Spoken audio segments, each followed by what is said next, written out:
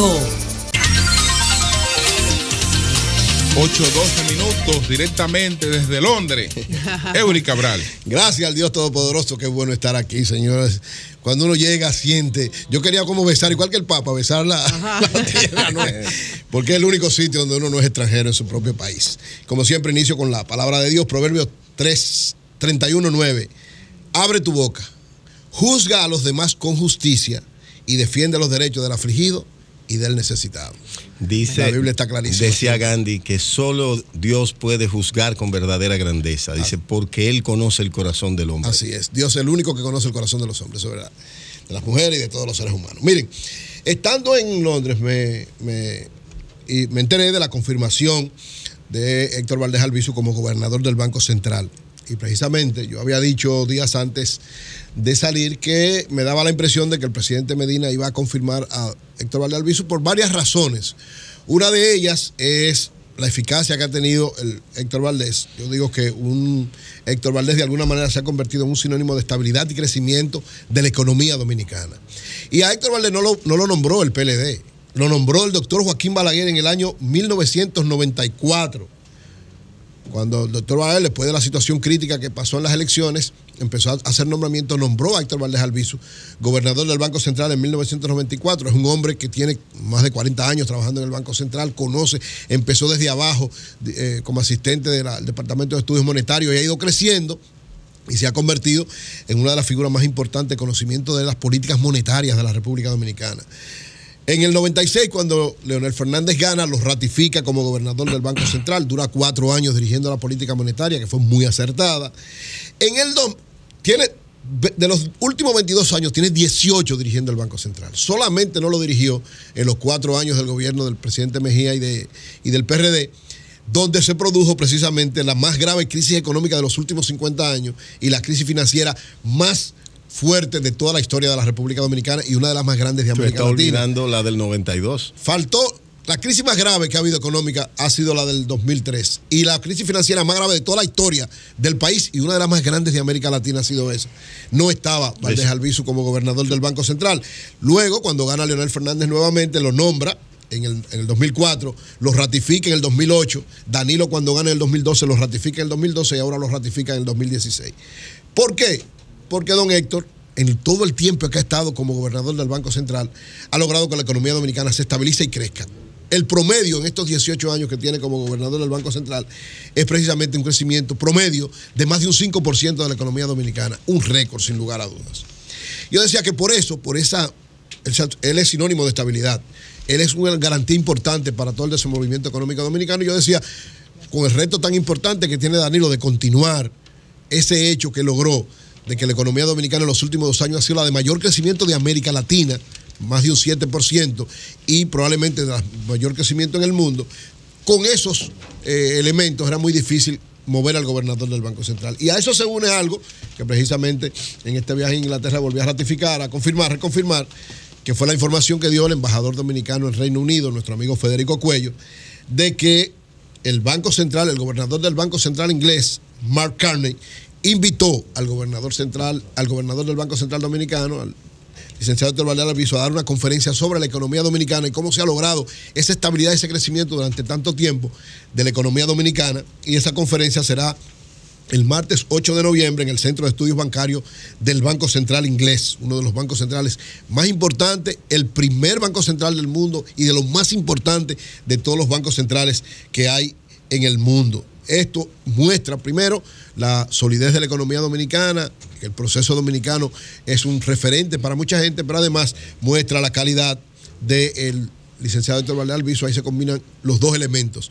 Sé que nuevamente la economía dominicana y este hecho de haber ratificado a don Héctor Valdés Albizu como gobernador del Banco Central, yo entiendo que es una decisión correcta, una decisión prudente, una decisión sabia de parte del presidente Danilo Medina, que va a repercutir en mantener la estabilidad, mantener el crecimiento y sobre todo que las nuevas políticas puedan tener mayores beneficios para lograr el bienestar de la población dominicana. Por otro lado, miren, estuve detenidamente viendo el discurso que dio el nuevo director del Impuesto Interno, nuestro amigo Magín Díaz, en la Cámara Americana de Comercio. Y creo que ciertamente, como se ha dicho, es de alguna manera una consolidación de una nueva gestión que hay de los impuestos internos, de la gestión tributaria en la República Dominicana. El PLD durante sus años de gobierno ha logrado tener directores de impuestos internos con una visión clara, precisa, moderna y sobre todo con mucha ecuanimidad y tacto, porque hablar de impuestos no es fácil. Como muy bien dijo Magín Díaz, hablar de impuestos es una situación tan difícil que, como decía John Maynard Keynes, el único ejercicio intelectual que conlleva algún beneficio es tratar de evadir impuestos. Oigan, los grandes economistas dicen eso, porque hablar de impuestos no es fácil. PLD tuvo a Juan Hernández, un hombre muy preparado, muy precavido, sobre todo muy ecuánime. Recuerden que decían que le sacaba los impuestos a la gente riéndose con ellos, que todo el mundo lo veía muy bien. Después, Guaracuya Félix, otra persona con una ecuanimidad, con un tacto, con una visión, que también sabía manejar muy bien las situaciones. Y Magín viene en esa misma orientación. Es decir, el que se encarga de la Dirección General de Impuestos Internos, que es una de las posiciones más acremente criticadas y difíciles de cualquier gobierno, porque va a cobrar impuestos. Su nombre lo dije, es impuesto, es imponer una decisión, no es por gracia, no es porque yo me siento bien, no, tú tienes que pagar porque eso implica el desenvolvimiento de la sociedad. En su discurso, Magín emitía algunas cosas que de verdad deben llamar a reflexión, porque si bien es cierto que la corrupción es un mal grave que afecta a la población, porque los funcionarios se roban los recursos que deben destinarse a la población, también la evasión de impuestos es igual que la corrupción. Y la evasión de impuestos generalmente la hacen los empresarios, porque el que tiene que pagar, o los ciudadanos, o sea, no el funcionario nada más, sino todo lo que conformamos parte de la sociedad, pero especialmente los que generan riquezas, que son los que más impuestos pagan. Entonces, si bien la corrupción es un crimen, la evasión también es un crimen, decía Magín Díaz. Por eso hay que trabajar con cuidado, sin querer hacerle daño a nadie, pero que todo el mundo cumpla con su función. Y él citaba ¿Quiénes son los que más impuestos pagan, Eury? Pagan los ricos y los pobres. Todo el mundo paga impuestos. Los pobres son los que más impuestos pagan. No, todos pagan impuestos. La clase media. No, el que más paga es el que más produce. El que más exenciones le dan es el que más tiene. Dice el Banco Central, el Fondo Monetario Internacional, en algo que citaba precisamente, oye cómo están las cosas. Dice que la estructura impositiva de la República Dominicana está totalmente desvirtuada. Es todo lo contrario de lo que debe ser. El ITEVI es uno de los más bajos del mundo. O sea, el ITEVI que nosotros pagamos, de los más bajos del mundo. Solo el 14% de los trabajadores formales pagan impuestos. El 14%, señor, el 86% no paga impuestos y tiene ingresos. El impuesto a la propiedad privada, oigan esto, el impuesto a la propiedad, o sea, los que tienen algún nivel de propiedad, solamente es el 0.06% del Producto Bruto Interno. Una cosa increíble. Y finalmente, los impuestos selectivos a los combustibles, las exenciones son de un 60%. Es decir, más de la mitad es una exención en el asunto de los combustibles. Eso no puede ser. Esta realidad lleva a muchas cosas difíciles. Por ejemplo, cuando dice que estamos desvirtuados en términos de impuestos, ustedes saben que la mayor parte de las profesiones liberales en República Dominicana no pagan impuestos. Si usted ha ido al médico o si usted ha tenido una consulta de algún arquitecto o de algún economista, para también incluirme, cuando usted hace ese tipo de consulta, usted le paga a ellos y no le dan ni un papelito, señores. Ni un papelito, y le cobran en efectivo.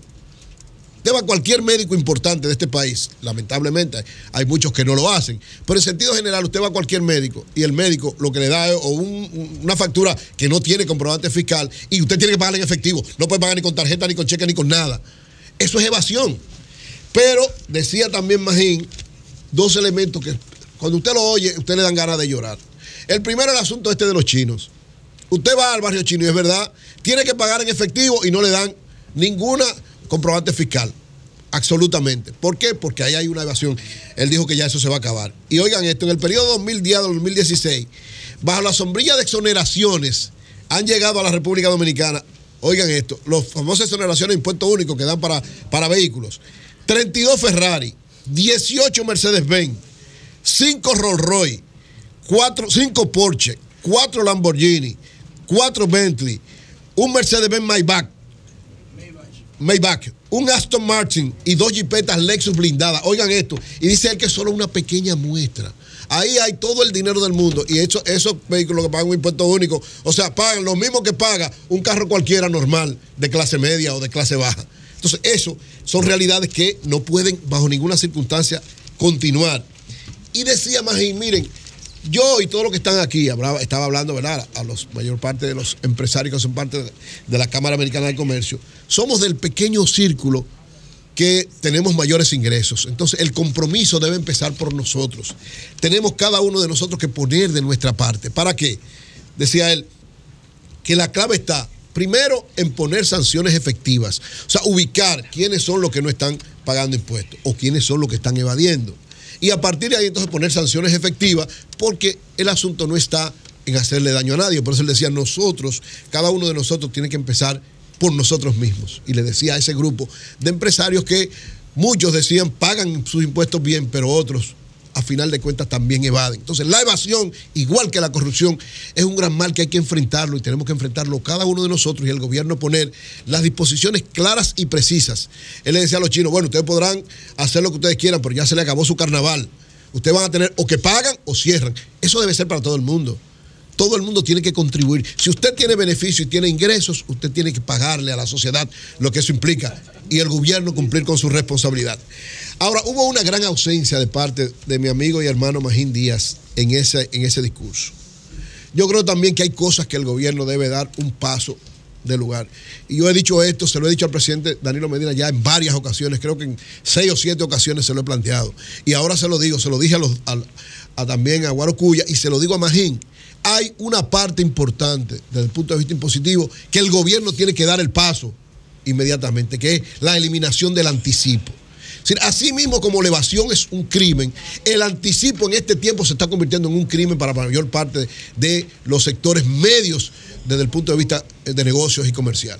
No es posible, Magín, no es posible, presidente Medina, que si vamos a dar una nueva visión a los impuestos, eso que fue una decisión provisional por un momento donde no había una estructura impositiva clara para cobrarla, que ya la hay, porque faltan cosas, pero ya la hay.